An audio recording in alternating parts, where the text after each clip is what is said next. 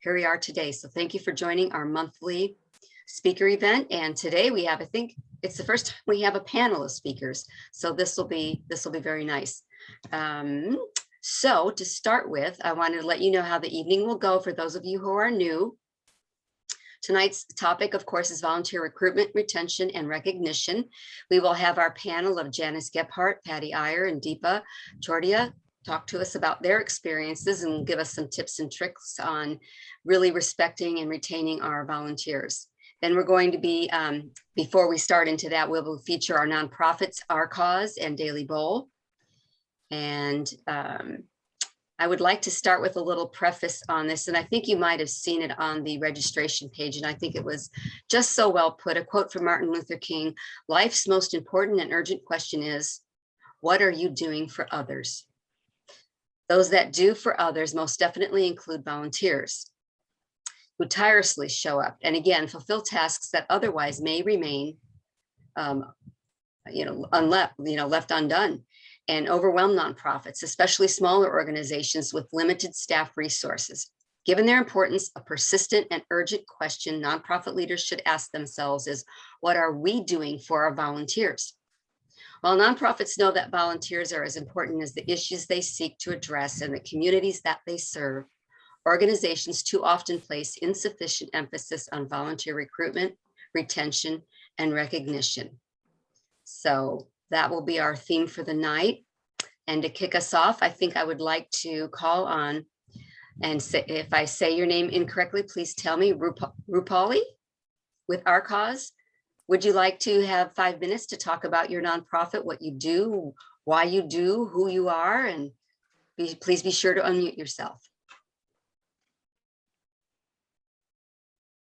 And I've never met you before, so welcome. Glad to meet you. Thank you. I'm so glad we met, and I'm so glad that, I found you guys somewhere. I don't know where. Good. And Lisa and I have worked or met, I think either at Mission or Olive Height, I don't know, but I'm glad to be a part of this team. So let me just begin with telling you a little bit about my organization. It's Our Cause. And we just got started this year. It's an open platform that connects the community via short video stories. So think about it as like a TED Talk for everyday people. The conversations and personal narratives of everyday people who look and sound like you are relatable, and they help combat, loneliness and uplift the mental and emotional well-being of society. And this is all through human connections. So really, right now, mental wellness is so much in the news, and I'm so glad the conversations are happening. But if it's like people that you can relate to, and when they are talking about their struggles, how they've overcome things and how the solutions they found or not found, it just helps you as well. So we're trying to build the community around your personal short stories. It's like literally 5 minutes. And it's an open platform. So, I can interview you and you can interview the other person. And that's how people who don't know, who are not in your network, become a part of the community.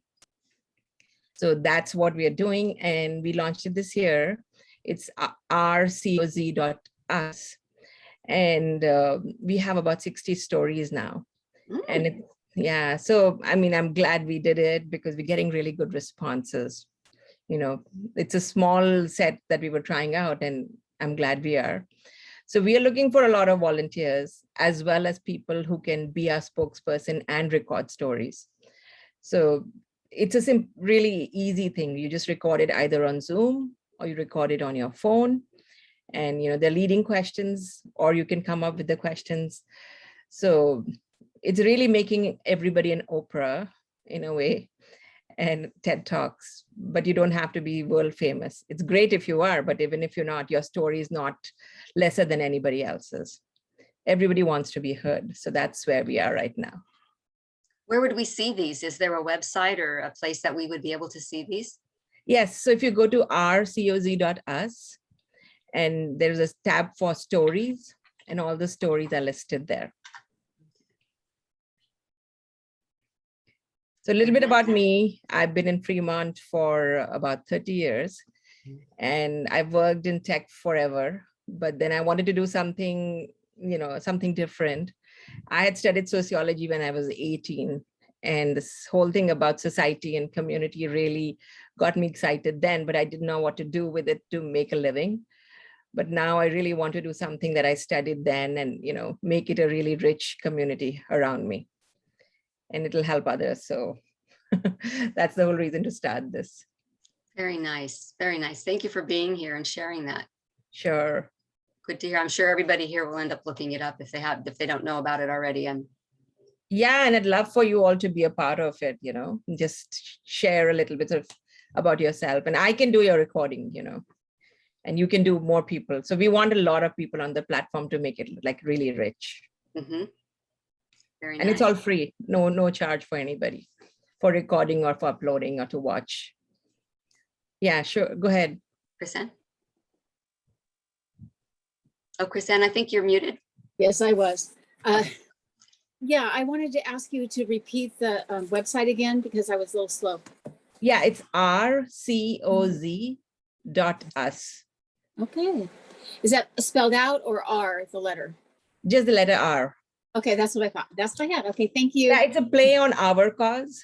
Uh-huh. Oh, So, okay. yeah. Very good. Yeah, Deepa? Deepa. Just a quick question. Is your focus on, kind of creating profiles of individuals, or are you also including profiles of, nonprofits and the work that they do and, perhaps the director of those nonprofits? It's mostly about individuals. Okay. And so we're not doing groups right now. All right. Yeah. Okay, thanks. Great questions. Thank you so much. Mm-hmm. Very nice. I just saw a commercial tonight. 9/11 is doing something like that, a memory box where you go in and record your story. I just saw that tonight on advertised. So very, very timely. Yeah. How do you, it's just 9/11? That's the name. 9/11 memory box, I think it's called. Yeah, maybe look that up. Would be cool. if you could- NINE or the number 9? 9/11, like 9/11, September 11th, 9/11. Okay. Yeah. I'll look it up. So, I mean, I think it's just a really good initiative because everybody wants to be heard. Everybody wants to tell their stories, right? And everybody is important. We all have so much experience, which we think is not important. But when we start talking about it, we want people to listen to us. Yeah, that's very true. That's kind of a human nature thing, I think. Yeah. Well, thank you. Thank you very much. Paddy is clapping. So Paddy, you're going to be next who I'm going to be contacting. Yep, Patty's up. Tell us Patty. about Daily Bowl, Patty. Yeah. And everybody else, Krisa and Deepa, everybody, let me know if you have any question. Love to answer anything. Are you going to, Kathy, share the emails after this? I'm not sure that we normally do this. We do record it. We're recording this and we can share that. Okay. And then we will definitely put you on whatever follow-up we have. Okay. And then in the chat, feel free to put anything in the chat. If you guys want to share information in the chat, you're welcome to do so. Okay, sounds good. Thank you so much for the time. You're welcome. Thanks for being here. Sure. Okay, Patty. Well, Kathy, thank you. Rupali, that's a very wonderful venture, really. I mean, I can see great potential in that, and it's so wonderful that you're doing that. And now I'm following in your footsteps by doing a presentation right now. But Fantastic. thank you. But nevertheless, for everybody, my name is Paddy Iyer. I'm the executive director of Daily Bowl. I'm going to put our website in the chat. There is the visible factor and there is the invisible factor. The visible factor is food waste. The invisible factor is hunger. You may not see a lot of people hungry and everything, but you do see a lot of food waste. So what we decided, it's about 6-7 years ago when, it started off at one of the county meetings. We had gone to Lance Nishihara, who's a co-founder, and we were there, and it just clicked, and we started figuring out, okay, from an environmental angle, if we can solve food waste, what's the solution to that is then, we can use the edible food waste to feed the people, right? So 2016, Daily Bowl was formed. And Lance Nishihara is the co-founder and the president of the board right now. And what we do is we work with a network of organizations like restaurant distributors, farmers markets, produce markets, grocery stores. There's a lot of food that gets discarded because it's either blemished or it's imperfect, or it's very close to the sell by date or use by date and everything, and it's perfectly edible, it's perfectly usable. We take that and we distribute it across to a wide variety of social service agencies and food pantries and soup kitchens and crisis shelters, places of worship. We thought we would just, when we started, we're doing about 100 pounds a month. Oh yeah, we're the kings of the universe. We're just the kings of the universe. Now we actually average 2,000 pounds a day. Okay. To give you a case in point, I picked up close to 2,000 pounds of eggs today. Perfectly edible. It expires tomorrow, right? So they can't sell it, but people can use it, refrigerated and everything. So that's what we are. And I'm just going to read you a little blurb that we're preparing for a newsletter. Daily Bowl is a nonprofit organization focused on saving food and feeding people. We recover edible food that would otherwise go to waste and connect with local agencies to feed families in need. Since our inception, we have helped divert nearly 4 million pounds of perfectly edible food that was destined for landfill. The food was gleaned and delivered to a network of food banks, social service agencies, soup kitchens, and places of worship. In this way, those 4 million pounds provided meals to thousands of individuals and families in need. And last year, the shelter in place really played a huge role. It was actually very good to us from a business perspective because it helped us grow the organization in terms of recovery, helped us grow the organization in terms of partnerships with other agencies across the Bay Area. So, now you'd think 4 million pounds, how can I visualize 4 million pounds? Okay. So 33 to 34,000 pounds is one semi-trailer. Now you do the multiplication and take it from there. But for every dollar, if I were to do an equation, for every dollar that you donate or whatever, it's equivalent to about 14 pounds of food that we can recover from excess. And that roughly translates to 3 meals to a family of 4. So you see, that is the impact we are having. And I think Tina might know this, and Janice to a certain extent also might know this. We were just, we had this brainwave, so we started working really between the Whipple Corridor and Auto Mall on 880, right? And now we are spread all across the Bay Area. So we operate in Contra Costa County, San Mateo County, San Francisco County, Santa Clara County. Sometimes, but I really don't want to do it too often, we are up in Placerville. But you see, it's people know us by now. They know that we can help move the excess. And by the same token, the agencies know they can call on us if they have a specific need, and we try to find that out. One of the interesting tidbits that, when you start networking with agencies like that, and, you realize the demographic needs. And it took me by surprise by finding out that Hayward had a huge need for vegetarian and vegan options. Okay, it took me by surprise. I was always thinking it's the Republic of Berkeley, but Republic of Berkeley is not it. But this is who we are. And I'm going to put a link in a chat. We are having our 5-year celebration on Friday, August 27th. So it'll be wonderful if you all can show up. It's going to be a network of, like-minded people and everything. And it's just going to be an evening of fun. So I hope to see all of you all there. And there is the link. Okay. So that's us. Kathy, it's all Very yours. nice. Very nice. I'll be there. I'll see you that evening. You got it. I want to help you celebrate. Thank you. So as I gave us a little time, I kind of changed the program up a little bit tonight. Usually we kind of go around and especially since we have a few new folks, if you'd like to go around and say your name and what organization you're with, and 30 seconds, briefly what the organization does. Do you do food? Do you help people? Breast cancer, whatever it is, very quickly, because we want to get to our speakers, but we want to see who's in the house and have you meet each other. And so let's get started with that. Let's start with, I'm going to go on my screen and work my way down. How about Janice, Deepa, and Paddy?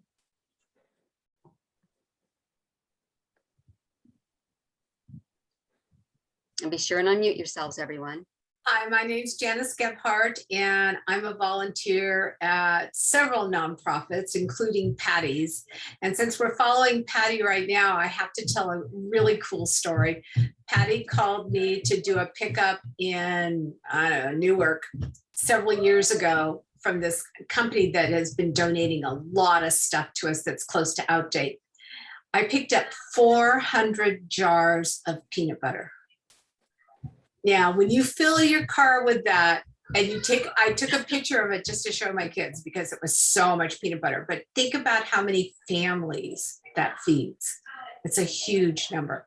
Anyhow, I work with Daily Bowl, HERS, Save,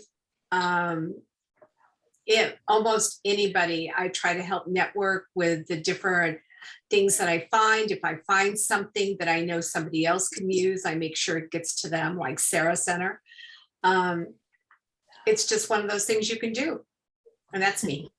Wonderful. Thank you, Janice. Deepa? Hey everyone, my name is Deepa Chordiya and I'm the Outreach Manager with Life ElderCare. We are a Fremont-based nonprofit that provides free services, support, and resources for homebound seniors located pretty much anywhere in Alameda Key. I'll be part of the panel on volunteer retention, recruitment, and recognition. So you'll be hearing from me more, so I'll keep this brief, but very nice to connect with you all this evening. Thanks, Kathy. Great. And I guess we don't need to do you, Patty. I'm sorry. Yeah. Chris Ann, and then Paula and Carol.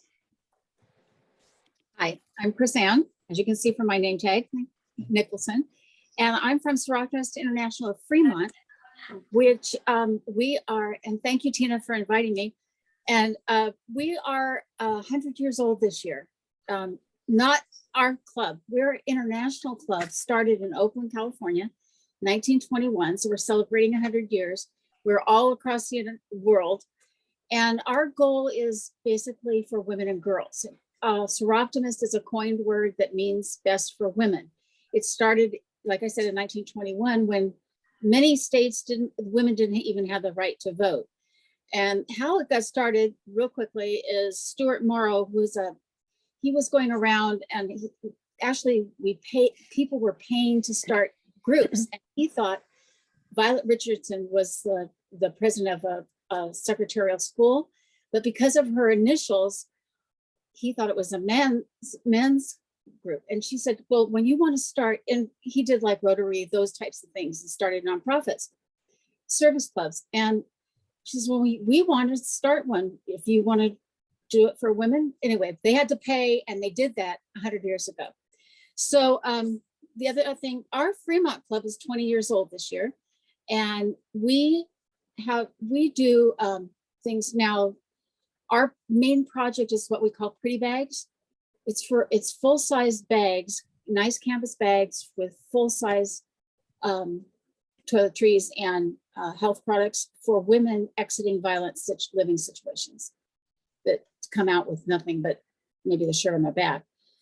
And we've had to change because of COVID, and we're doing that. Our general thing is through education for women. So we'd love to have you come and see us, or well, virtually right now at our meeting. We only meet once a month in the evening. Wonderful. Thank you for being here. May I say thank you?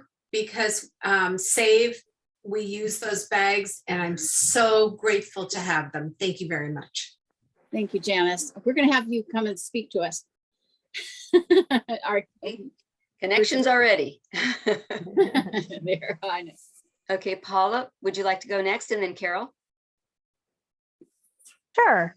It's Paula. I am the Development Officer for the City of Fremont Human Services Department, which includes the Fremont FRC. And even though I'm part of the city, we do a lot of things and behave a lot like a nonprofit. And we provide services for homeless individuals, for older adults, youth and family services, and a lot of family related services as well. So we do a lot in the community. So I'll that's say me. you do. Yeah, a lot of other agencies are kind of housed in Fremont Family Resource as well. So yeah, big time. Thank you, Carol.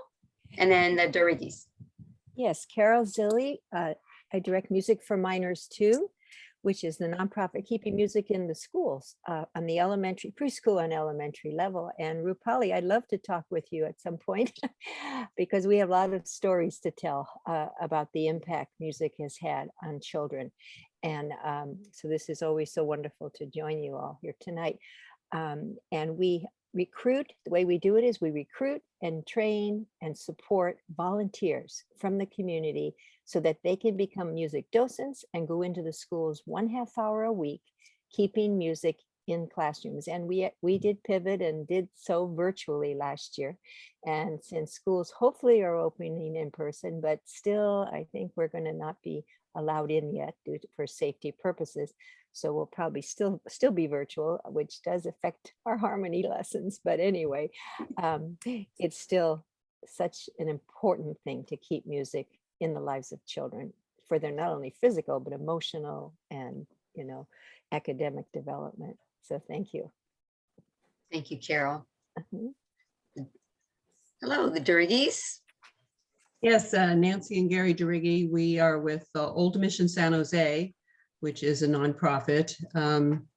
We're just now emerging from COVID. We reopened after over a year of being closed the 1st of July. We're open 4 days a week. And, because our only source of revenue really is our visitors, we're focused primarily on bringing more people into the mission. We have lots of need for volunteers because of that, because we can't pay people to do all this stuff. Gary and I do a lot of outreach and marketing, but we also have docents who lead tours. They're all volunteers, garden people who help maintain the grounds, people who help lead and oversee maintenance projects and things like that. So we're very interested in this topic because we're always trying to figure out how we can recruit more people to come and help us out. And coming up next year is a big deal for the mission. It will be a big anniversary, 225 years. We're going to have a lot of special events and a lot of need for volunteers to help us pull that all off. So looking forward to hearing the presentation tonight. Very good. Thank you for being here. So let's swing in a bat and get through the rest of our group. Christy, if you'd like to go, and then Tracy, Kirsten, and Evangeline.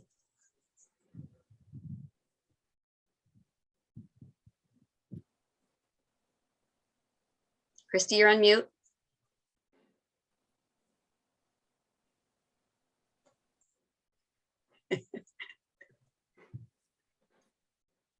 There we go.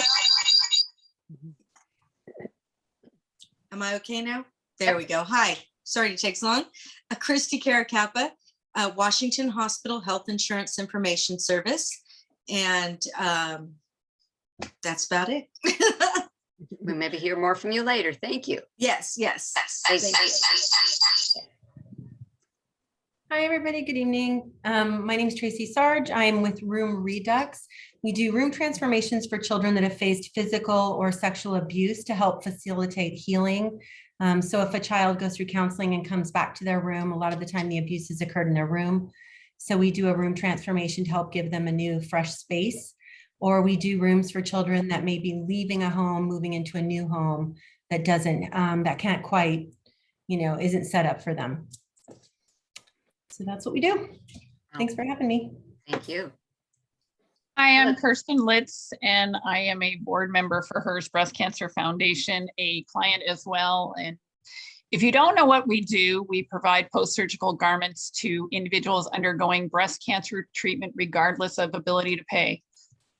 So Tina invited me to come back. I actually live in Pleasanton, so I'm not really in the right area. I'm closer to the other organization, but I wanted to hear what Janice had to say and see her smiling face.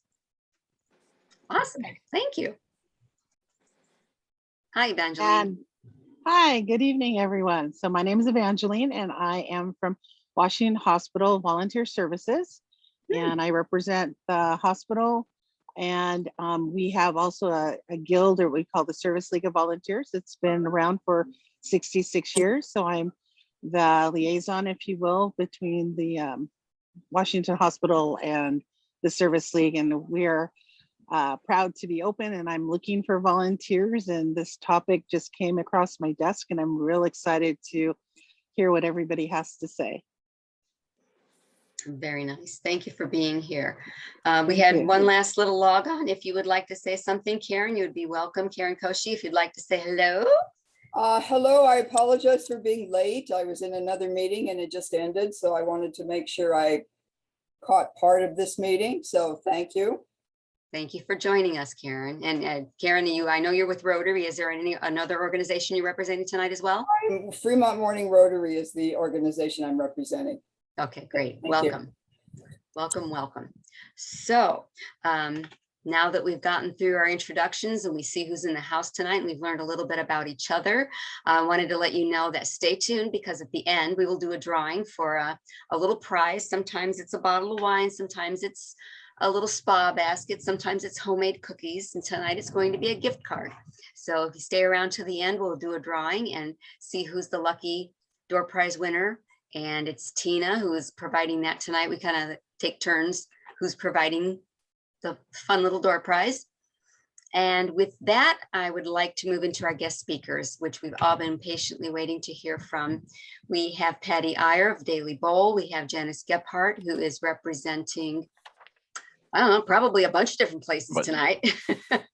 And Deepa Chordiya is with Life ElderCare.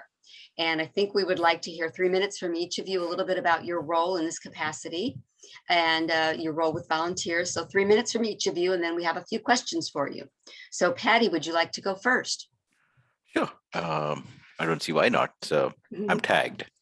So I'll go. Tag you're it. Tag you're it.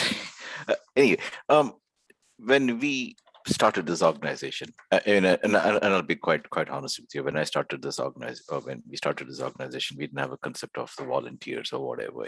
Yeah, we'll just go do 10 pounds a week or something like that. But as we started growing, we realized I can't be driving all over the town, and so then I broke down the model of how we were operating. We tried to look for volunteers who. I don't like driving on 880. Okay, I'm being really honest. I'm talking 6 years ago. I'm being really honest.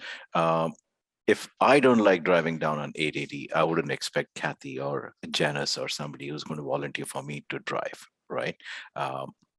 Because the key word is volunteer. They're volunteering their time. I don't want to take their frustrations on me, okay? So we built up the spoken model hub where there's a pickup and there's a drop off, and it shouldn't take you more than 20 minutes max, the drive time. And you, as far as possible, do it on these city streets and stuff. You don't drive on the freeways. So we designed that model, and we started looking for volunteers, and we scoped it out in such a way. Since you're going to be using only maximum 1 or 2 hours, it was very ideal for, let's say, parents dropping their kids off at school and they have 2 hours before the next schedule, so you can use that. And what we also said was, okay, we give complete autonomy to the volunteer. We don't micromanage them. We say, okay, you are responsible for picking up the meals from Kaiser on Mondays. It's going to be dropped off here. This is the broad open window of time. You fix it according to your schedule. And that's it. right? And we just, and say if for example, if the receiving agency is closed, so let's say the Islander Motel is closed, they know immediately, with their own thing, can I take it down to a board, or can I take it down to the senior center? Sure. So now they build their own backups, they build their own systems. You see, to me, all that matters is we have rescued the food and dropped it off somewhere that can be used. Okay. So that is one aspect of our volunteering. So there's a little bit of the physical activity involved. You have to lift weight and everything. We also had another volunteer who was doing our books. She wasn't cooking the books, but she was doing the books. Okay. So, and we had somebody, we started working with San Jose State students, and we had them design flyers, and the marketing group from the students from San Jose State, they did our entire website and the promotion and the branding and everything. So you see, it gave the kids, I want to call them kids, but technically it gave the students real world experience, okay, of how to approach certain things and everything. We are now on the lookout for volunteers who can meet me at 6:30 in the morning to go driving down to San Francisco and South San Francisco. But that's going to be a 5-hour window. Okay. And you're going to be hauling close to 2,000 pounds. So if you want to volunteer, raise your hands, and I'll be glad to take it. And one of the best volunteers I have, without any thing, is Janice. She handles the World Pantry. She knows exactly where to go. And she tell me, you know what? The family center doesn't need those donations. I'm just going to take it to, let's say, Save or something. I said, Janice, you know what? That's your problem. You take care of it. And she does a wonderful job. And she mentioned peanut butter. What she hasn't mentioned is the other stuff that we pick up, like breakfast cereals and granola bars. And it's really fancy schmancy stuff. And it's really good. So, Janice, it's yours. Very nice. Thank you. Thank you, Patty. He just sort of works you into the system. And I think the biggest thing, well, obviously my name is Janice again, and I began volunteering actually in the schools just to help out in classrooms, which I think a lot of us have done as parents. And then as my grandchildren got older, and I thought, well, I need to find something else. And I started volunteering at Save, and I really felt committed to what they were doing and trying to help them to organize the things that clients needed. Save was getting a lot of donations that needed to be grouped so that they could be used by their staff appropriately. And if they didn't know where they were, there was no way to get them out. For an example, like the bags that the Seroptimus group makes, if nobody goes up to the 4th floor to pick them up, they sit up there, and that's totally inappropriate. I can't stand having things in storage that could be out being used by people. So that's how I started. And then I networked by working with Save. I networked with HERS and with Daily Bowl and Abode and Sarah Center and many other groups. I think the biggest thing for retaining volunteers and getting people to volunteer is to think about giving them something small to start with and thinking about what they really like. I have a friend who would never drive 400 jars of peanut butter, but she would do, anything in her house, like making little gift bags for people, or, I gave her a whole bunch of stuff to sort out, and she sorted it. And it was just, amazing. But you just have to find something that makes them feel good, makes you feel good, and helps the nonprofit you're working with. One of the things I have been doing as well is Abode needs hygiene bags. And so when the schools were open, I was having the kids do hygiene bags in class, because learning what homeless people need and what goes into those hygiene bags is huge. And the kids learned so much, and some of their answers were so fascinating. And, because let's face it, we're privileged. we are safe, we're secure, and we have homes, and we don't have to hunt for food for the most part, unless there's some crisis in your family at some time. But we're very, very lucky. And my big thing is that parents and community members that care have children that care.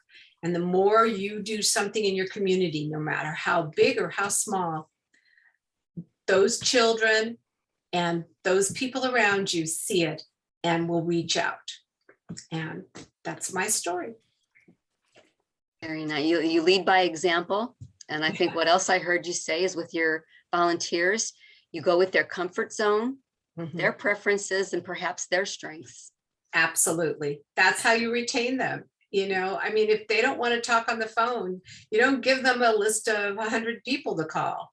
But, you know, if for any nonprofit, for any project, you've got to look at them and say, what makes them feel good? What helps the nonprofit, which believe me, all the nonprofits need it, and what makes that person feel valued. Very good. Well, next we are going to hear from Deepa. All right. And she wears even a different hat. Yes. So as I mentioned, I'm the outreach manager at Life ElderCare. So pretty much everything related to marketing and outreach falls into my bucket. And so a large part of what, a part of what I do is going to be sort of the overall volunteer management. The volunteer management with us is done, you know, sort of program by program. But before I get into that, I just want to take a step back. So Life ElderCare was founded back in 1975. By a woman by the name of Virginia Carlson, who was concerned about the fact that seniors were being sent home from the doctors with a diagnosis of malnutrition, simply because they didn't have access to food they couldn't cook for themselves. So she banded together with a group of her friends, and they started making sandwiches at Washington High School, packaging them up and delivering them to the seniors that they knew of in their neighborhoods that, you know, needed some help with food. So that was the original Meals on Wheels program.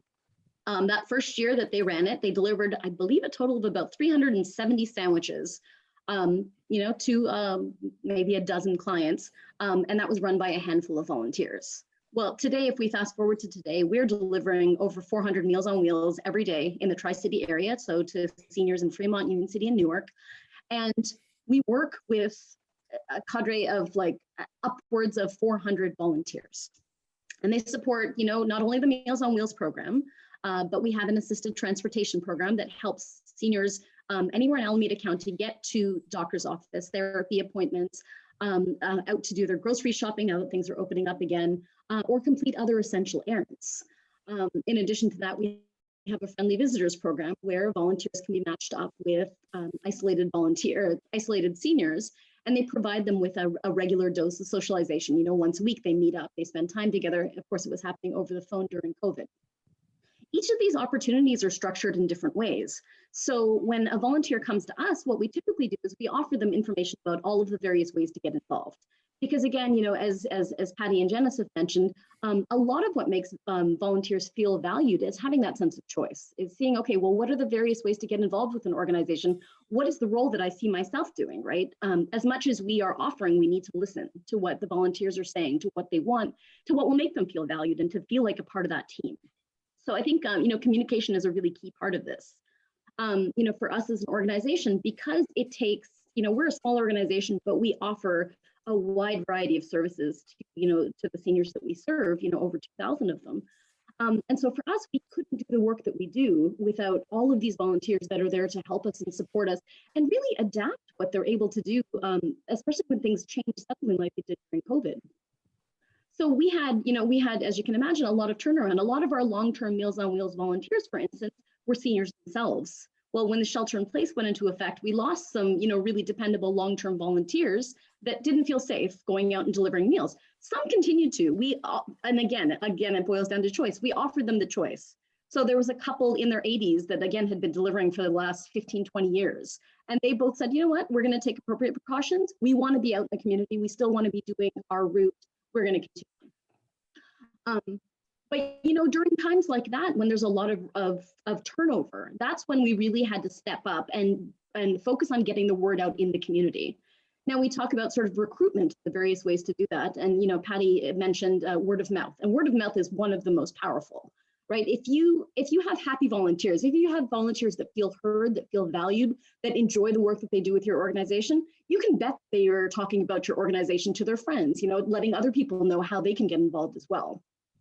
You know, in addition to that, you know, all of us, we depend on the partners that we work with, you know, throughout the county. You know, when you're in a pinch, it's always good to reach out to your partners and let them know, hey, just so you know, we're really running short of volunteers for X program, just help us get the word out. And a lot of time, you know, people are very willing to step up and help you. Maybe it's by boosting social media posts, maybe it's just by sharing the information with their network, if anyone is interested. There are also a number of different volunteer recruitment websites, and you can post, a summary of the various opportunities that you have. Volunteer Match is one of our biggest ones. That one's an excellent site, but there's also Idealist. There's AARP, so this is for specifically senior focus, but AARP Create the Good. And even, Craigslist and things like that can sometimes be useful places to post, your need for volunteers. One other thing I did want to mention is, during COVID, all of a sudden we were faced with a huge number of seniors that all of a sudden would not have been homebound otherwise, but now we're homebound and no longer had access to, say, the grocery store. They couldn't get groceries, they couldn't get food reliably. So we launched literally overnight, and with Lisa's help, a new website. It was called Tri-City at Risk. And the design of that was to look at matching seniors in need with someone, with a volunteer in their neighborhood. And I have to say, Lisa set it up literally overnight. Within the first few days of that going live, we had hundreds of people in the community, people that didn't know us before, people that didn't, know anything really about the work that we were doing, saying, you know what, I see that there's a very vulnerable population here. I want to do what I can to help. And then as we got, as seniors, as we got referrals of various seniors that needed additional help, we would look for somebody that lived as close to them as possible and match them up accordingly. And these volunteers would do, something as simple as like maybe a weekly check-in call just to talk to them and see how they were doing. For a lot of them, these volunteers were picking up food from the local food bank and dropping it off for them, once a week so they could get fresh groceries. So all of those programs together, plus, we called them the TCAR volunteers, Tri-City at Risk. All of those together, this past year, we had over 400 supporting the work that we do in the community. During a pandemic. During the pandemic. So if I were to just to sum up, to recruit volunteers, the most important thing is just keep getting the word out as much as possible. Do what you can to raise awareness of your organization and to rely on your partners and your existing volunteers. For retention, the most important thing is to make sure that your volunteers feel heard. Ask for their feedback. Respond to negative feedback right away, because that's a really big way that you can identify any gaps, any holes in your programs. And then for recognition, do what you can to make them feel like they are valued. They're a very, very valued, essential member of the team. This past year, so 2020 was the first year in many, many years that we did not have a volunteer appreciation event.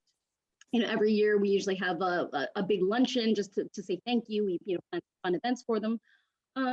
Last year it didn't happen. This year we said, okay, we need to do something. We're still not, we can't do it in person. So we did a paint and sip event. And what we did was we allowed our volunteers to sign up, whoever was interested. And then for each of them, they could choose a drink. So a choice of red wine, white wine, or Martinelli's.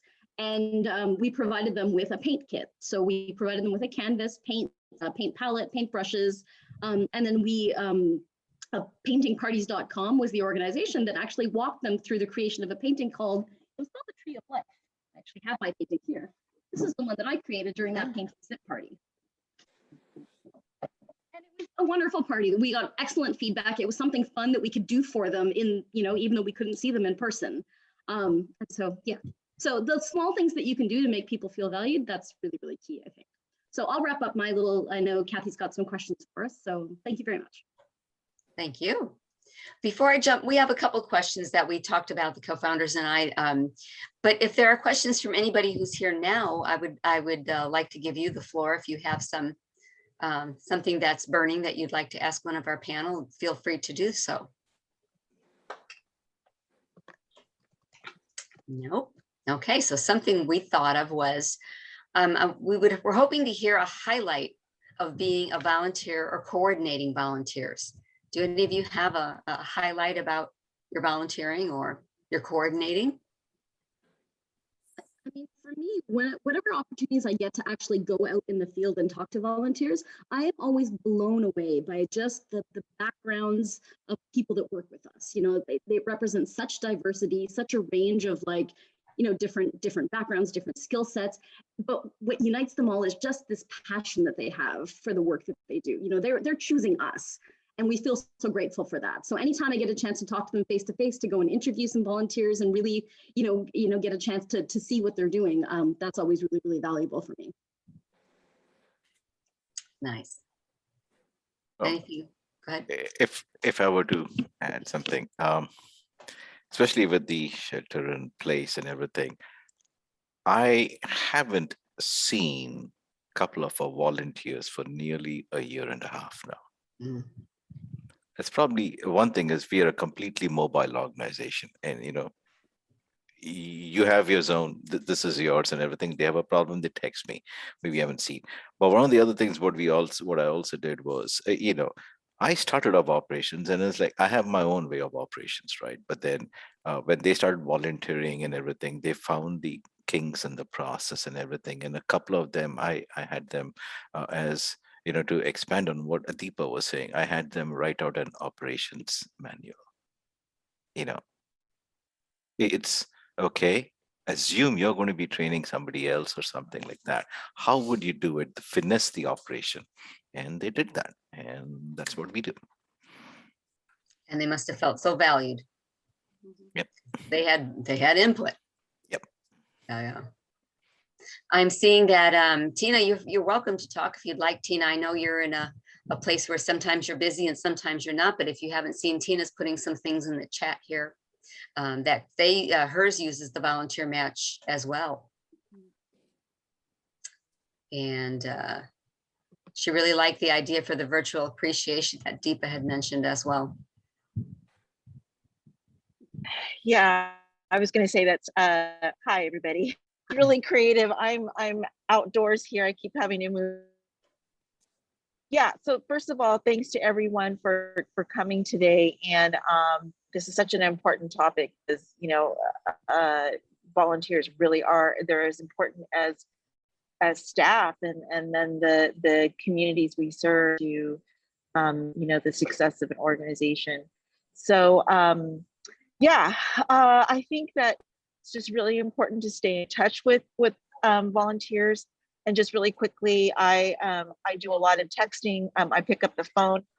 You know, during last year when, you know, COVID really hit, I got some really some sweet cards, and I sent, you know, cards, we're thinking of you, sort of messaging. I think anyway, it does take some time, but I think it's just really important for volunteers to know that you're thinking about them. And that's my 2 cents. And I'm going to mute myself. It's a little noisy where I am.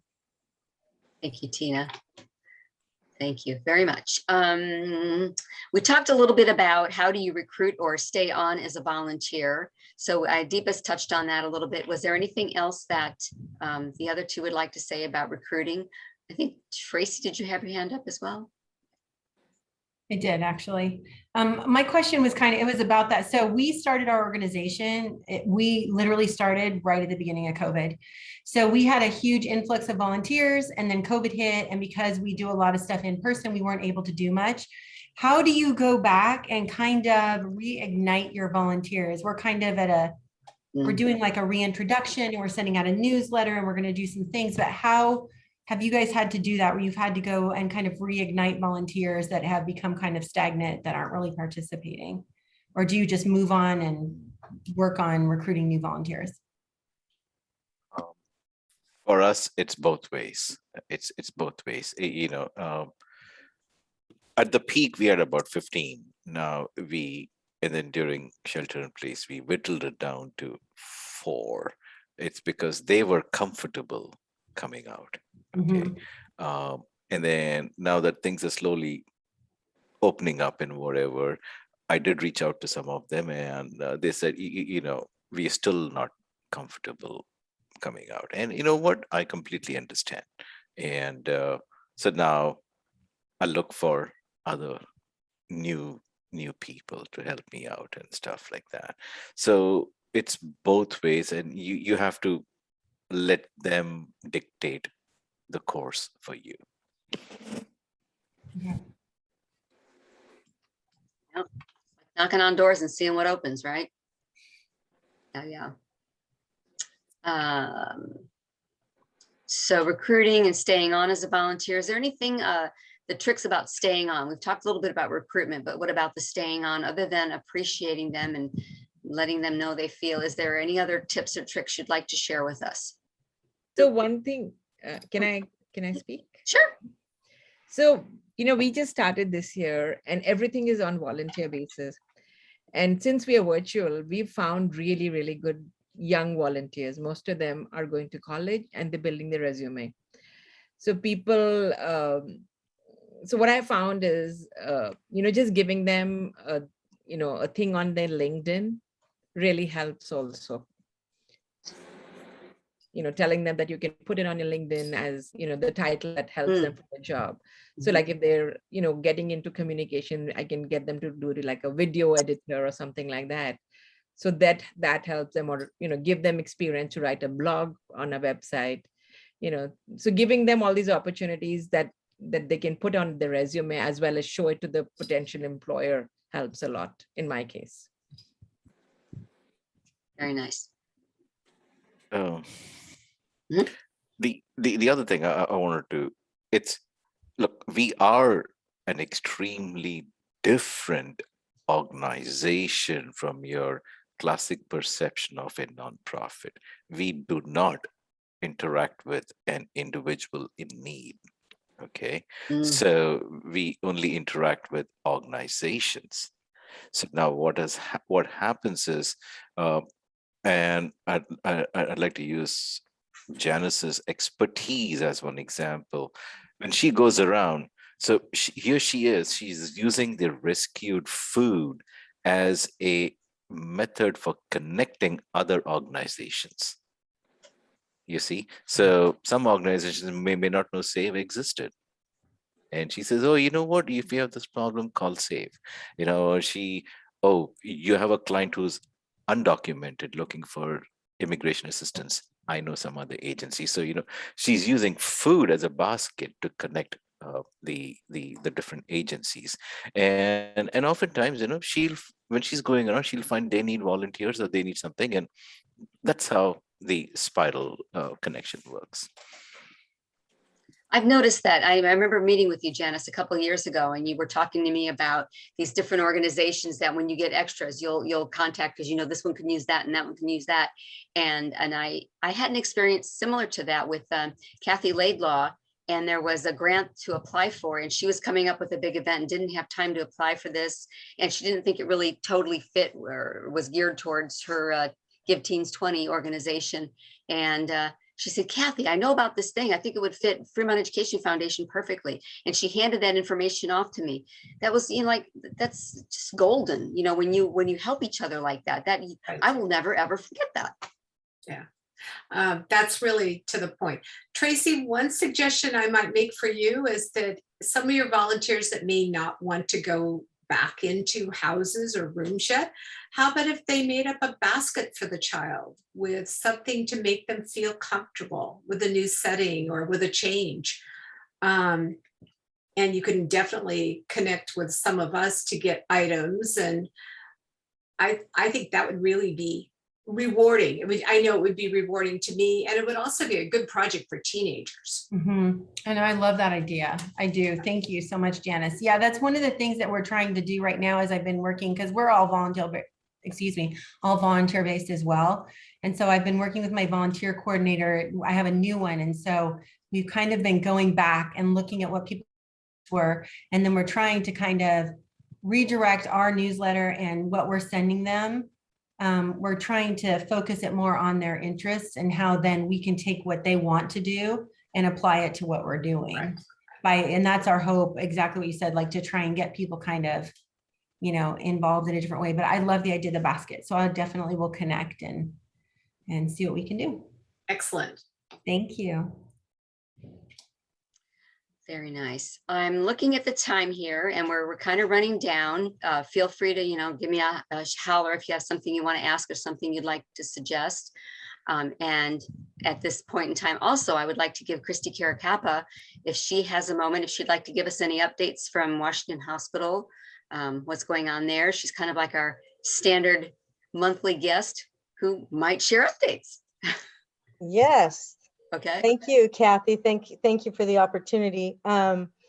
So what do we have? I just put up in the chat our COVID vaccine appointment number.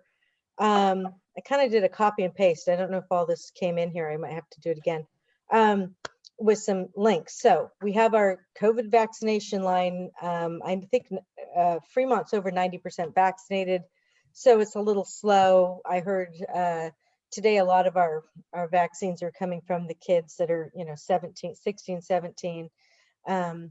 It's, as you know, not going to harp on it, but we really need people to get vaccinated. So that's the big deal at the hospital right now. Some other things, you might have heard on the news this morning about the visitation policies of hospitals in California. And I just have to say, I'm really proud of Washington Hospital because it came up really fast. Maybe 24 hours notice of what to do. So we haven't implemented the state mandate yet because we have to be courteous of our, we're your community hospital. We want you to have access and not be afraid to come in or keep you from coming if you need to come. So we're figuring out what we can do to work with the community for as we, open visitation. Our visitation has been open. And now we're going to have to, it will still be open, but with certain guidelines in place. So right now, we're just, masking up one visitor at a time like that, but there will be a little bit more stringent guidelines as we get into this whole variant issue. So and the whole point of it is because you all will see on Facebook and your next doors, oh, Washington Hospital did this to me, or they did that to me, wouldn't let me in. It's hard. It's been a hard year, but it's really there. I'm really, again, proud to say their concern is for the safety of their patients in the hospital, bottom line, and for your safety too. So I just wanted to preach that for a second as all this rolls out. And I just hope that, this time next year, we're all in a better place. Just one other thing, we have our wellness center. I think I may have talked about it before, but it's near where Hers Breast Cancer Foundation is at Washington West. Our wellness center offers massages at a really good rate. And if you have bought, or of anybody who's bought gift certificates for those before, they are still honored. So you could call in and activate those. We also have a lot of fitness classes, yoga, strength training, and free meditation programs as well. So all those things can be found in our health and wellness catalog, which I will put up in the chat box in a minute because I can't multitask that way. And yeah, and then as Evangeline said, I will also put up the volunteer. I think, that did show up here. I think so, The volunteer opportunities at the hospital as we reopen. Of course, we have lost some volunteers due to, being concerned about coming back and being around the environment of COVID, and just still kind of staying home and staying safe. And we support that, but we do need volunteers. And, again, I'll speak to our volunteer program in the sense that what you all are saying about being, showing our volunteers that we value them and respect them.